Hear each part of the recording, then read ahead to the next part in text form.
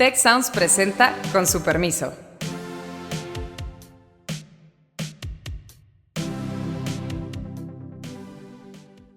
Con su permiso, mi nombre es Azucena Rojas Parra y es un gusto estar aquí de nuevo con ustedes en este día junto con mis colegas Beata Boina y la doctora María Teresa Martínez, que hoy nos acompaña para hablar sobre el tercer debate presidencial y los temas en particular de seguridad y crimen organizado. Para Claudia era un tema particularmente complicado por los resultados que hay y sin embargo, paradójicamente, ella fraseó todo en términos de resultados. ¿Cuál tú consideras podría generar cambios sustanciales en cuanto al tema de seguridad en México? Efectivamente, nos faltó, creo, una propuesta clara, al menos en este tercer debate, ¿no? Antes de iniciar nuestro programa, queremos expresar nuestras condolencias por las víctimas de las personas que perdieron la vida ayer en el meeting del partido Movimiento Ciudadano de Nuevo León. Y también, pues, queremos expresar nuestro más sentido apoyo para aquellos que resultaron afectados. Esperemos que pronto se recuperen y bueno, que todo pueda continuar. Es una gran pérdida, pero bueno, queremos tener este podcast de cualquier manera para comentar sobre lo que vimos en este último debate, que fue este domingo 19 de mayo, y me gustaría comenzar preguntándole a mi colega Beata, ¿cómo te pareció este debate? Este debate, Beata, ¿fue lo que tú esperabas? ¿Superó tus expectativas? ¿No cumplió con tus expectativas? ¿Cómo viste a las candidatas y al candidato? Muchas gracias. Gracias, Azucena. Mira, pues yo creo que en ese contexto del tercer debate, a mí me da la sensación de que fue el debate mejor producido, porque hubo quejas anteriormente de que efectivamente había fallos de sonido, de reloj, de escenografía, en fin, o sea, el debate mejor producido sin ninguna duda. Por otra parte, también me da la sensación de que los participantes, o sea, las candidatas, el candidato, llegaron a ese debate también como que mejor preparados, más sueltos en muchos sentidos y con más capacidad, digamos, de interacción entre ellos y para comunicar sus objetivos. ¿Quién salió mejor, quién salió peor? Obviamente es cuestión de debate sin ninguna duda y hemos escuchado ya varias opiniones al respecto. Yo creo que el que mejor salió en ese contexto, y es mi opinión, digamos, personal, es Jorge Álvarez Maínez, por su preparación, por su capacidad de respuesta, por su capacidad de interacción y por su capacidad también de proponer algunos puntos, justamente en temas de seguridad, pero también en otros temas que no mencionaban otras candidatas, ¿no? En cuanto a la candidata a Xochitl Gálvez, estuvo bien, aunque pudo ser mejor, y yo creo que eso fue un poco decepcionante para algunos grupos que la apoyan, o sea, esperaban más de ella en este debate, aunque como digo, estuvo bien, pero pudo ser mejor. Y en cuanto a Claudia Sheinbaum, pues se mantuvo en esa posición de no dejarse provocar por los golpes que le estaban dando, sobre todo de parte de Xochitl, y pues mantener de alguna forma esa firmeza y al mismo tiempo como que cierta serenidad, podríamos decir, o sea, con la sonrisa más sonrisa frente a cómo se presentó sobre todo en el primer debate. La gran pregunta es obviamente hasta qué punto esas presentaciones de tres candidatos pues contribuyan a mover al electorado, o sea, se habla de unos 14-15% del electorado que aún no está decidido, aunque hay encuestas, digamos, yo diría de las empresas privadas, que dicen que incluso esto podría llegar a 50% de la población, digamos, que votaría, pero que aún no está decidido, ¿no? En ese tema quizás yo tendría más dudas al respecto y es muy difícil aquí evaluar hasta qué punto ese debate pues moverá pues la escala, ¿no? Que es lo crucial desde el punto de vista de cada uno de los candidatos. Muchas gracias, Beata. Efectivamente, no hemos visto durante la campaña que los debates muevan mucho, pero sí creo que van dominando de alguna manera las narrativas post-debate, ¿no? Y sí nos hacen pensar, evaluar y incluso comparar, ¿no? Comparar los desempeños de las candidatas y el candidato a lo largo del tiempo y pues bueno, yo estoy muy de acuerdo con lo que mencionas. Pero me gustaría preguntarle, por supuesto, a Tere Martínez, ¿cómo viste tú, Tere, este debate? Me imagino que, por supuesto, también has seguido los anteriores y qué tal tus expectativas al tocar este tema en el que tanto has investigado de inseguridad y crimen organizado. Muchas gracias y bienvenida. Muchas gracias, Azucena, Beata, por la invitación al podcast, que la verdad es que soy bastante seguidora de él desde hace ya un tiempo, entonces también da emoción compartir el espacio con ustedes. Pues yo te diría que para empezar es un debate en el que no tenía tantas expectativas porque estoy más o menos acostumbrada a escuchar a las diferentes fórmulas políticas pues un poco rizando el rizo con el tema de la inseguridad, haciendo diagnósticos entre simplones y poco sofisticados, digamos, y además para hacer propuestas genéricas. Y en ese sentido no fue tan sorprendente el debate, aunque sí hubo algunos puntos más reveladores, algunas cosas que sí nos dieron un poco a pensar que pues no estaba pasando cualquier cosa predecible en el debate. Me pareció que sin duda fue de los tres el más interesante y probablemente ahí está hablando mi sesgo de que eran también los temas que a mí más me interpelan. Pero no nada más estábamos hablando de seguridad y crimen organizado, que es interesante que le hayan puesto como etiqueta seguridad y crimen organizado, que no violencia, porque ya vamos a platicar un poco por qué ese matiz es interesante, pero también se hablaba de desarrollo social, se hablaba de política exterior y migración en particular, y democracia y gobernabilidad, que de alguna manera todos estos temas están profundamente entremezclados, que hay muchísimos vasos comunicantes entre ellos y que de alguna manera, no sé si porque todo lo veo con ojos de seguridad pública y de crisis de seguridad, pero me parecía que un poco en todos los temas tocaba de alguna manera esta que es, desde luego, una de las preocupaciones más grandes de las y los mexicanos, que es la situación de seguridad. Entonces te diría, hay algunas cosas que fueron reveladoras, interesantes, y otras que son lugar común, no de estas candidaturas, sino de históricamente, ¿no?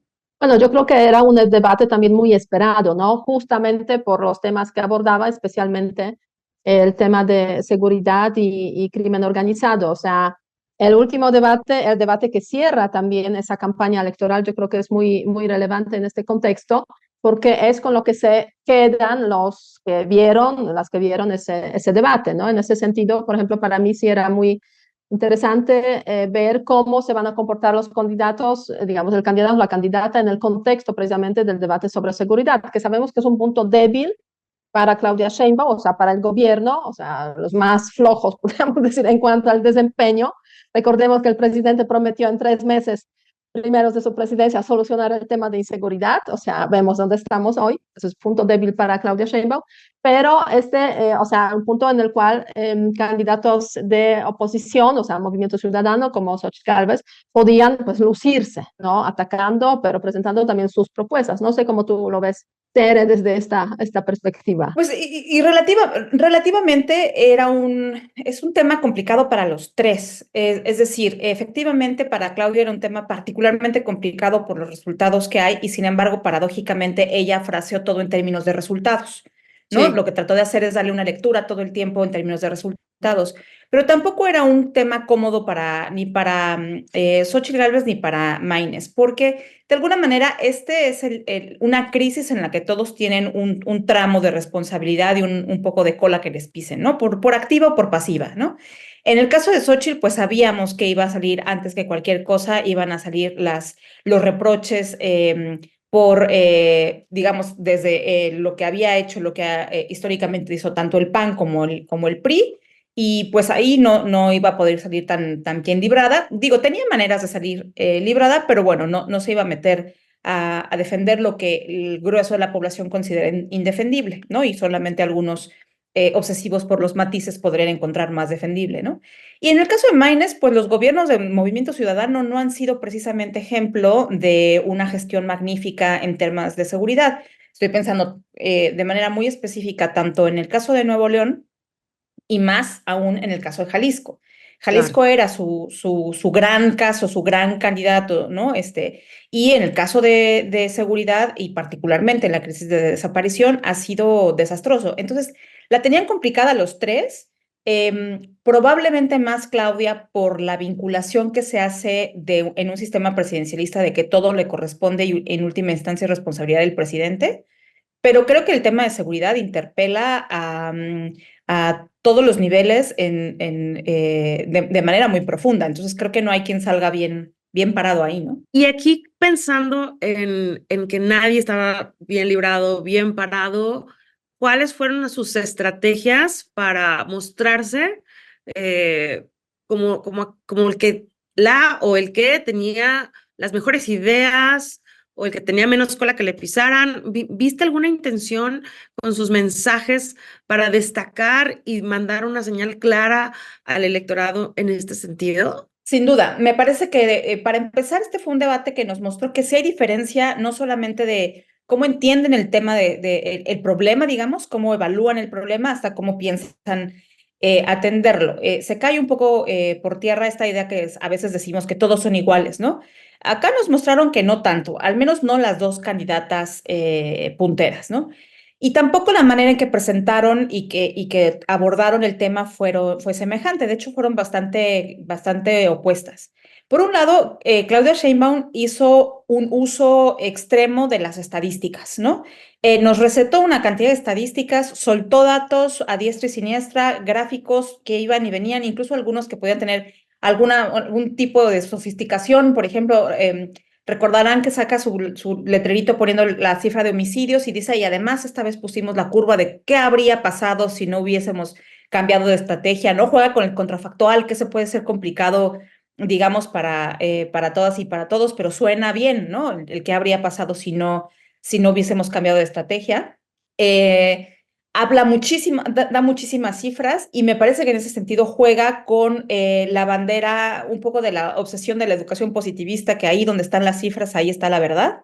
Curioso que Desde para un luego, partido de Morena izquierda es un poco, ¿no? Es un poco un contrastante poco esto. contraintuitivo, creo que también juega un poquito con la lógica de la científica, ¿no? También se quiere mostrar un Claro. poco como la científica, a diferencia del presidente que claramente tiene no solamente un mal manejo de las cifras, sino el consabido yo tengo otros datos, ¿no? La precisión de las cifras de Claudia es, por supuesto que es de lo más discutible y creo que además elige de manera muy particular las cifras que le convienen. A veces hace totales, a veces hace tasas, a veces habla de la Ciudad de México, a veces habla de todo el país. Elige de manera muy conveniente hablar de percepción, de inseguridad, pensando que ahí donde ha disminuido la percepción de inseguridad es atribuible a la política del gobierno, cuando puede ser atribuible a otras cosas, ¿no? Si yo ya no salgo de mi casa después de las 7 de la noche, pues me siento más segura porque ya no salgo de mi casa. O si en mi barrio ya todos pusimos rejas alrededor de las calles, plumas con control o seguridad privada, pues me siento más seguro, ¿no? Es decir, no necesariamente una sensación de seguridad en la población es atribuible a una estrategia del gobierno de cualquier nivel, ¿no? Entonces, eso es por el lado de Claudia, ¿no? Juega con eso y lo presenta como resultados, ¿no? Como escupiéndole a la cara un poco a los otros candidatos que pueden rendir esas buenas cuentas, que por cierto nadie les reprocha la promesa que decías, Beata, de que se iba a resolver, ¿no? Es Nadie cierto. tiene la memoria de reprochárselos, ¿no? Mientras que Xochitl opta más por contar historias. Y eso pudo haber sido muy poderoso porque en la feria de las cifras, en la fiesta de las cifras, se puede perder cuál es la verdadera historia. Es como, bueno, entonces sí bajó o no bajó. Y además, con todas las dudas que hay alrededor de las cifras hoy en día y más de seguridad, pues no sé qué tan contundente pudo haber sido el mensaje de Claudia, ¿no? Qué tan convincente de que efectivamente estaban haciendo cosas. Y las cifras también se le ven las costuras ahí cuando tú sales a la calle y dices, bueno, pues yo sigo sin tomar el camión después de las 8 Entonces no te hace tanto sentido las cifras. Xóchitl opta por contar historias. Creo que lo pudo haber hecho mucho mejor. Si fuera una mejor contadora de historias, habría sido más contundente y me parece mucho más persuasiva, ¿no? Cuenta 3 historias por lo menos, lo hace ahí más o menos, pero trata de lanzar 3 historias específicas. Una es el alegato contra Mario Delgado, el tema del huachicol, que es súper poderoso, que es muy, muy poderoso. Es una historia difícil de explicar, es una historia difícil de pasar que en poquísimo tiempo, en una intervención tan chiquitita, pueda entender la población. Pero intentó más o menos y creo que ahí le faltó un poquito recapitular y decir, como siempre tenemos hermanos, ¿no? De políticos, de funcionarios, parientes, utilizando influencias y además influencias.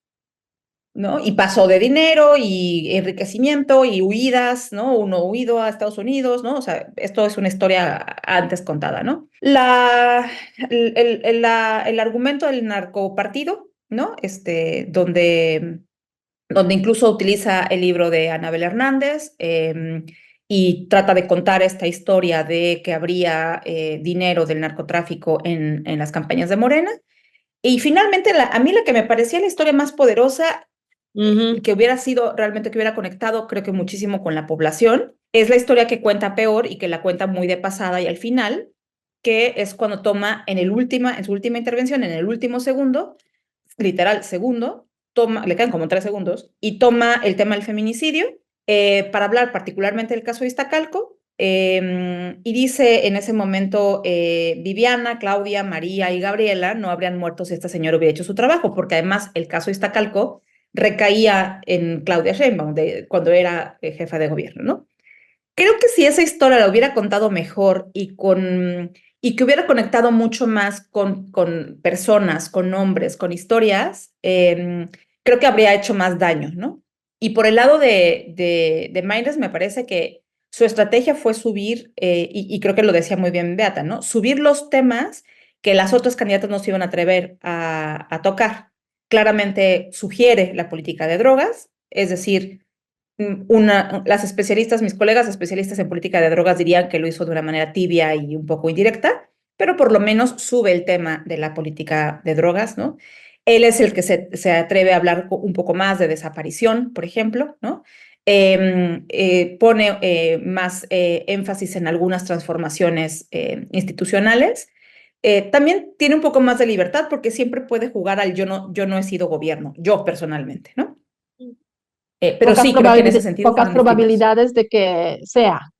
O sea, Pocas probabilidades. Y Entiendo. pocas probabilidades también de que relacionen su trayectoria también con sus gobernadores. Es decir, Claro. es que en ese no hay que olvidar que el tema de seguridad siempre tiene la capa municipal, la capa estatal y la capa federal, y que ahí es un desaguisado por parte de todos, ¿no? Y curioso, porque en otros debates, en el debate pasado, cuando se hablaba de economía, hacía mucha referencia a Jalisco y a Nuevo León, ¿no? Y a Monterrey, y las grandes ciudades, y los grandes avances que se han hecho, y los estados con mayor crecimiento económico, mayor PIB. Y aquí, pues, obviamente no había que presumir, ¿no? No hay mucho que presumir. Cuando habla de Jalisco, es cuando se está refiriendo al tema de la desaparición y dice en algún momento que es el único, por cierto, que dice algo un poco más concreto, que es fortalecer a la Comisión Nacional de Búsqueda y a las comisiones ejecutivas de atención a víctimas. Es como el único que es más claro y habla particularmente de los institutos de ciencias forenses y de investigación forense, y dice en algún momento como el que se hizo en Jalisco, ¿no? Ahí resbala un poco, o sea, está bien presumir una institución, pero resbala un poco porque Jalisco, que no es el único estado, pero es uno de los, tienen una crisis forense tremenda, es decir, una incapacidad ya de manejar, y se oye terrible lo que decimos, pero de manejar la cantidad de cuerpos inertes que están ya en ellos, que hay en historia, se acordarán hacia 2015, 2016, estas fosas rodantes, ¿no? Donde había trailers con cuerpos de personas que eran del Instituto de Investigaciones Forenses y que no podían colocarlos todavía. Pues esa no es si bien no es de la época de Enrique Alfaro, pues no es un tema resuelto, ni mucho menos, ¿no? Ahora, Tere, mira, después de haber escuchado esas tres propuestas sobre temas de seguridad, lucha contra el crimen organizado, ¿con cuál tú te quedarías, independientemente del candidato o de las candidatas, cuál tú consideras podría generar cambios sustanciales en cuanto al tema de seguridad en México? O sea, la propuesta de Claudia, la propuesta de Xochitl, la propuesta de Álvarez Maínez, como diga, independientemente de tus preferencias políticas, etcétera, ¿no? O sea, analizando estrictamente como analista de temas de seguridad, lo que hemos escuchado. Para mí el problema es que no veo una propuesta, digamos, una propuesta, digamos, realmente como una idea que se base en ejes específicos que le entren a la complejidad de este tema, ¿no? Claudio presenta pilares y dice, son los 4 pilares con los que trabajamos Ciudad de México, ¿no? Y entonces habla de más y mejor policía. El problema, aunque suena más estructurada como propuesta, el problema es que hay 2 elementos clave de la política del proyecto de Claudia que a mí me parecen gravísimos, ¿no? Lo primero es que es absolutamente una política policial, es decir, ninguno sale del elemento de tratarlo todo hiperpolicial. La prisión preventiva oficiosa que defiende con toda claridad, de manera explícita, en este debate fue absolutamente fuera máscaras respecto a la prisión preventiva oficiosa, que con el sistema de justicia que tenemos en Eso México quiere decir es que antes de que comprobar si eres culpable, vas a es estar. decir, hay 2 formas de prisión preventiva, oficiosa y justificada. Eso significa, el artículo 16 de la Constitución hace una lista de delitos probables por los cuales un juez, digamos, te pueden empezar el proceso, te pueden vincular a proceso sin que medie el estudio y el análisis de un juez por la gravedad de los delitos. Y hay delitos desde agresiones sexuales contra niños hasta, por ejemplo, uso ilícito de recursos en campaña, ¿no? O sea, hay una lista de delitos muy particulares. Exacto. Y entonces, pues antes de que medie, digamos, la intervención de un juez, van a prisión preventiva por oficio, o sea, se persigue de oficio, lo que solíamos escuchar, ¿no? Mientras que la prisión preventiva justificada es a partir de una discusión, digamos, con una autoridad judicial, se establece que esa persona tiene que estar en prisión preventiva mientras va ocurriendo su proceso, porque hay buenas razones para pensar que se evadiría de la justicia si no pasa su proceso en prisión. Es decir, no está condenado, no está sentenciado como culpable, pero hay probabilidades de que podría escaparse, por ejemplo, si se demuestra que tiene los medios para irse, los incentivos para irse. Entonces es mejor para la justicia que pase su proceso en prisión a que lo pase afuera, ¿no? Okay. En el caso de la prisión preventiva oficiosa, el problema es que no hay ese tramo, ¿no? En el sistema de justicia que tenemos hoy en día, con todo y que hubo una reforma importantísima en el 2008 y que se han logrado algunas cosas, pues todavía tenemos una importante cantidad de personas en prisión que no tienen sentencia, que sus procesos se quedan ahí atorados en algún lugar. Y eso a mí me parece además que está atravesado por la clase social. Es decir, Bueno, son aquellos que decenas de tienen miles, mejores... ¿no? Son decenas de miles de personas, o sea, Absolutamente. un grupo Puedes ahí importante. sí cruzar por nivel socioeconómico, capacidad de pagar una abogado que los defienda. Y bueno, pero no quisiera perder los 4 pilares, Tere, porque el primero era esta cuestión policial, la segunda, esta cuestión de la... Bueno, dice en algún momento la cuestión policial y dice con toda claridad, más y mejor Guardia Nacional. Cuando piensa en policías, no está pensando en policías estatales. En algún punto dice como hacerlas más próximas, quién sabe qué entiende por eso. No está pensando en el fortalecimiento específico de policías a nivel local. Y muchos de los problemas que tenemos son necesariamente de atención local, ¿no? Sobre todo los delitos del foro común, extorsión, cobro de piso, secuestro, son sobre todo de atención, a menos que fueran por el crimen organizado, que se subirían a fuero federal, pues tienen que ser de atención local, ¿no? Dice entonces esto, la Guardia Nacional. Habla de la atención a las causas. Para Claudio, la atención a las causas se parece muchísimo a todos los demás gobiernos, al del presidente López Obrador, pero incluso yo diría hasta el de Calderón, atención a las causas lo relacionan con política social. Por eso habla de recuperación de espacios, de jóvenes uniendo al barrio, ¿no? El problema de origen de estas propuestas es que asumen que el origen de la violencia y de la inseguridad es la precarización de los jóvenes, ¿no?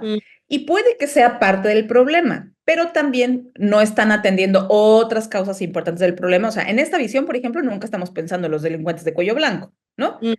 Nunca estamos pensando en otros actores que, incluso en el peso, por ejemplo, de la cantidad de fuga de dinero que hay a partir de acuerdos con mandos políticos y crimen organizado, en los que probablemente los jóvenes precarizados son el último eslabón de la cadena alimenticia. O sea, ni siquiera son, ¿no? No cae en ellos tanto, por ejemplo, el origen de la violencia. Pero bueno, habla de esta tensión.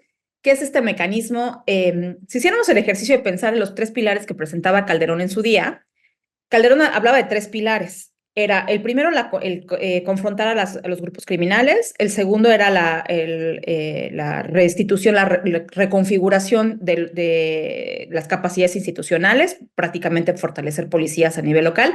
Y tercero era la renovación del tejido social, ¿no? Se parecen en ese sentido, ¿no? Excepto por el lado de la confrontación, que ahí claramente Claudia es bastante explícita diciendo no vamos a confrontar. Cuando ella arranca su relato para hablar de seguridad, sus minutos de seguridad, empieza diciendo en el 2006, ¿no?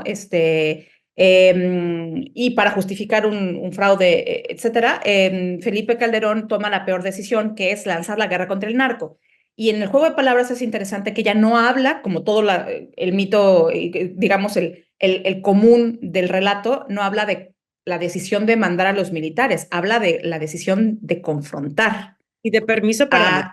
Dice la guerra, y la guerra es un permiso para matar. Entonces, para ella el problema, como lo establece ahí, es tomar la decisión de confrontar en la guerra, ¿no? Lanzar la guerra contra el narco, no usar a los militares para eso. Y ese es un matiz interesante. El otro pilar del que habla es inteligencia e investigación. Ese es un pilar importantísimo, pero no lo desarrolla, ¿no? Aunque los otros intentan desarrollarlos. ¿Y qué piensan por inteligencia? Si hablan, por ejemplo, de cortar los flujos de dinero, pues sería muy importante, ¿no? Sería un tema de lo más importante. Hoy por hoy la unidad de inteligencia financiera pues se ha politizado y está en manos de alguien que tiene poca experiencia en términos de inteligencia financiera y tiene más carácter político. Entonces, eso ya te dice un poco por dónde va la utilización de una institución que es tan importante para prevenir, por ejemplo, el lavado de dinero, ¿no? A mí me y al llamó, final sí, perdona que te interrumpa, Tere, pero lo que me llamó atención, y eso a raíz precisamente de ese tema de inteligencia financiera, etcétera, es que en ningún momento ella habla de cooperación internacional, por ejemplo, en ese contexto, digamos, de la lucha contra la inseguridad, ¿no? Y crimen organizado. Y bueno, eso pues justamente está relacionado precisamente con ese asunto de los Estados Unidos y cómo es la cooperación también en ese ámbito. O sea, ella evita totalmente ese asunto, ese tema. Y en el tema de cooperación financiera, o sea, inteligencia financiera, sería crucial también pues conectarlo con cooperación internacional, porque sin eso, pues la verdad es que poca cosa se puede hacer en el fondo. Sí, dice en algún momento algo del acuerdo bicentenario, ¿no? Dice de la iniciativa Mérida al acuerdo bicentenario, un poco mostrando que lo que ellos hicieron fue una cooperación, Cambiaron más las cosas, sí, respetuosa desde lo militar, ¿no? de la sí, soberanía. pero eso sí, lo habla en la sección, digamos, de política exterior, migración, ¿no? Exacto. Pero sí. Ahora, dicen los que saben que el acuerdo bicentenario fue hecho para no cooperar, o sea, es un acuerdo que es un cascarón, ¿no? Y entonces creo que se sale un poquito por la tangente, pero por ejemplo, no toma el tema de las armas, no toca el tema de las armas, que por cierto, la Cancillería de la actual administración tiene una demanda contra las armerías, que ha sido una acción muy interesante para el tema de tráfico de armas. No toca el tema de las armas, ¿no? Que es centralísimo en la relación bilateral y en el tema de seguridad, ¿no? Mucho se habló desde la época de Calderón de la importancia del control del tráfico de armas también y de cómo la caída, digamos, de los controles que había en Estados Unidos para acceso a las armas había tenido un reflejo en el incremento de violencia en México, ¿no? De hecho, ese tema le sopló, entre comillas, pues Álvarez Maínez, ¿no? Porque él dijo que él está de acuerdo con la demanda que se hizo, digamos, en el tema de armas en los Estados Unidos. Así que esas paradojas que indican también, pues, hacia dónde van, digamos, ciertos juegos políticos, ¿no? A quién le juegan y contra quién le juegan. Oigan, Totalmente. a punto de acabar este programa, pero tuvimos estos 4 pilares de la propuesta de Claudia Sheinbaum. ¿Cómo se contrastaría brevemente con la propuesta de Xóchitl Gálvez? Que digo, son las punteras y creo que sería interesante describir muy bien cuál es la diferencia. Claro, solo faltaba mencionar que el cuarto pilar de Claudia es la coordinación. Ok. Y creo que cuando habla de la coordinación, de la importante coordinación entre todos los niveles, está llamando al voto al voto parejo, está diciendo voten por también los gobernadores y los presidentes municipales, porque si no, no nos vamos a coordinar.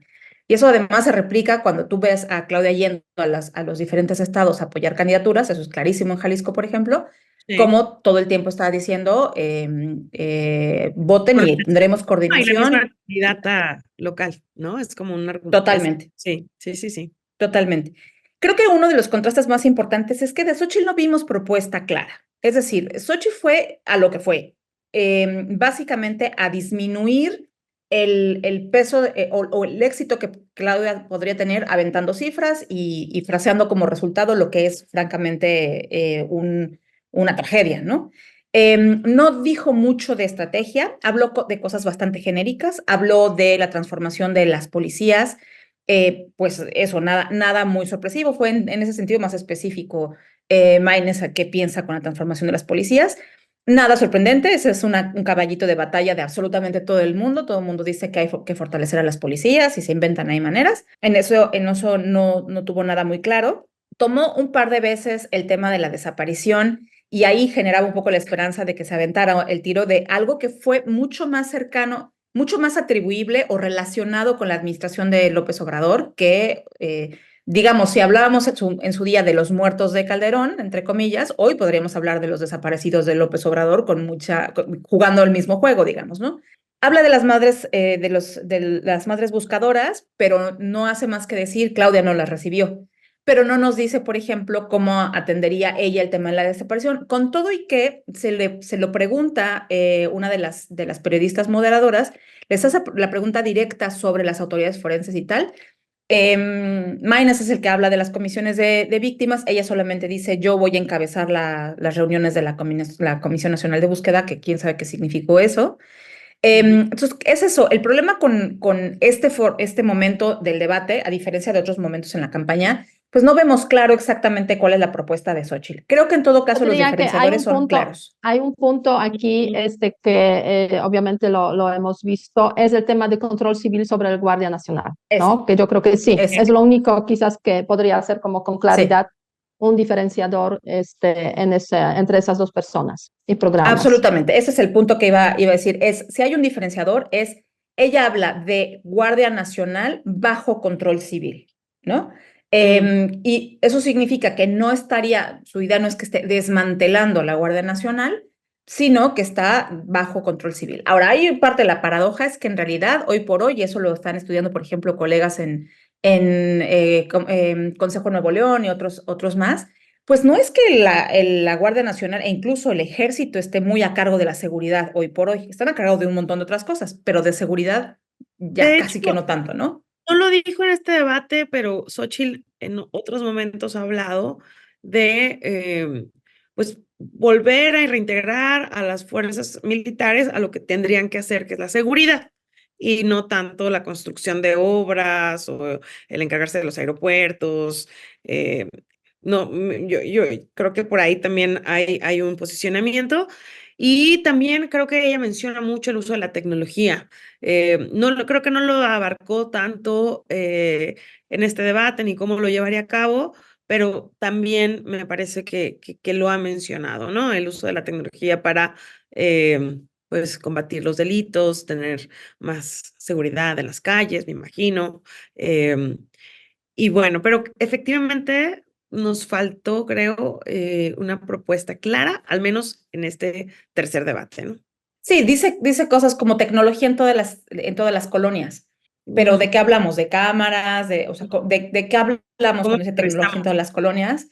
Creo que no iba, su trabajo en este debate no era presentar un despliegue, digamos, de su estrategia o de lo que esté pensando que es una estrategia, y por eso pues, me cuesta un poco responder a la pregunta que hacía Beata, ¿no? Creo que lo que sí es clara es marcar la idea del mando civil y dice dejarle a la Guardia Nacional y al Ejército lo que está establecido en la Constitución sobre seguridad nacional.